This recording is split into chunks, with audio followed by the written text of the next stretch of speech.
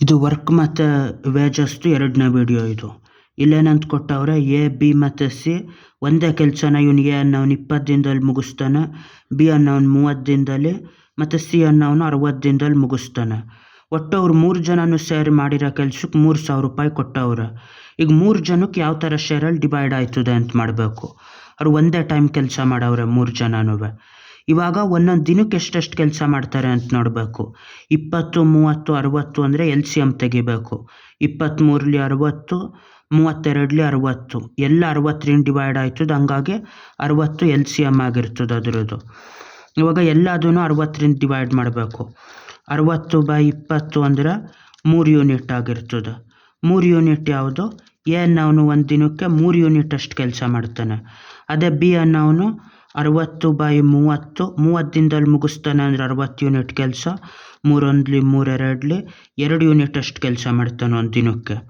ಅದೇ ಥರ ಸಿ ಅನ್ನೋನು ಎಷ್ಟು ಯೂನಿಟ್ ಕೆಲಸ ಮಾಡ್ತಾನೆ? 60/60, 61 1 ಯೂನಿಟ್ ಕೆಲಸ ಮಾಡ್ತಾನೆ. ಎ ಅನ್ನೋನು ದಿನಕ್ಕೆ 3 ಯೂನಿಟ್ಟು, ಬಿ ಅನ್ನೋನು 2 ಯೂನಿಟ್ಟು, ಸಿ ಅನ್ನೋನು 1 ಯೂನಿಟ್ ಕೆಲಸ ಮಾಡ್ತಾನೆ. ಇವಾಗ ಅವ್ರು 3 ಜನದ್ದು ರೇಷಿಯೋ ಎಷ್ಟು? 3:2:1 ಆಗಿರ್ತದೆ ಅವ್ರು ಕೆಲಸ ಮಾಡೋ ರೇಷಿಯೋ. ಇವಾಗ ಅವ್ರದ್ದು ಈ ವೇಜಲ್ಲಿ ಹೆಂಗೆ ಡಿವೈಡ್ ಮಾಡಬೇಕು ಅಂತ ಮಾಡಬೇಕು.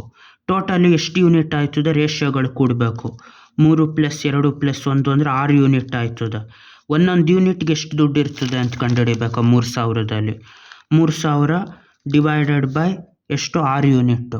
3000 ಡಿವೈಡೆಡ್ ಬೈ 6 ಯೂನಿಟ್ ಆದಾಗ 6 1 6 5 30, 500 ರೂಪಾಯಿ ಒಂದೊಂದು ಯೂನಿಟ್ ಕೆಲಸದಲ್ಲಿ. ಒಂದೊಂದು ಯೂನಿಟ್ ಕೆಲಸಕ್ಕೆ 500 ರೂಪಾಯಿ ಅಂದರೆ ಇವಾಗ ಎಷ್ಟಾಯ್ತದೆ ಟೋಟಲ್ ಆಗಿ? 3:2:1, 3:2:1 ಅಂತಾದರೆ 3 ಟೈಮ್ಸ್ ಆಫ್ 500. ಎ ಅನ್ನೋ ಒಂದು ಎಷ್ಟಾಯಿತು ಇವಾಗ ಅದರಲ್ಲಿ ಭಾಗ? 1500. ಇದರಲ್ಲಿ 1500 ರೂಪಾಯಿ ಆಯಿತು ಎ ಅನ್ನೋ ಒಂದು. ಅದೇ ಥರ ಬಿ ಅನ್ನೋ ಒಂದು ಎಷ್ಟಾಯಿತು? 2 ಟೈಮ್ಸ್ ಆಫ್ 500. ಅವನು 3:2:1, 2 ಟೈಮ್ಸ್ ಆಫ್ 500, ಇವೊಂದು 1000 ರೂಪಾಯಿ ಆಯ್ತು ಶೇರು. ಅದೇ ಥರ ಸಿ ಅನ್ನೋ ಒಂದು ಎಷ್ಟಾಯ್ತು? ಅವನು 1 ಈ ರೇಷಿಯೋದಲ್ಲಿ. ಹಂಗಾಗಿ 1 ಟೈಮ್ಸ್ ಆಫ್ 500, 1 ಟೈಮ್ಸ್ ಆಫ್ 500 ಅಂದರೆ 500. ಅವನ ಶೇರು 500 ರೂಪಾಯಿ.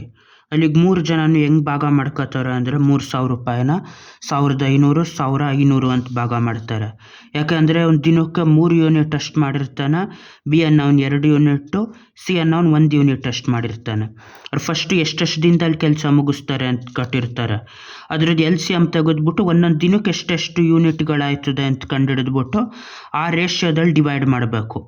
ಆ ರೇಷಿಯೋಗಳು ಕೂಡ್ದಾಗ ಬರೋದ್ರಲ್ಲಿ ಡಿವೈಡ್ ಮಾಡಿದ್ರೆ ಅದರಲ್ಲಿ ಒಂದೊಂದು ಯೂನಿಟ್ಟು ಎಷ್ಟೆಷ್ಟು ವ್ಯಾಲ್ಯೂ ಇರ್ತದೆ ಅಂತ ಗೊತ್ತಾಯ್ತದೆ. ಒಂದೊಂದು ಯೂನಿಟ್ 500 ರೂಪಾಯಿ. ಎದು 3 ಯೂನಿಟ್ ಇರೋದ್ರಿಂದ 1500, ಬಿದು 2ರಿಂದ 2 5 1000, ಇವಂದು 500 ಆಗಿರ್ತದೆ. ಬಾಯ್.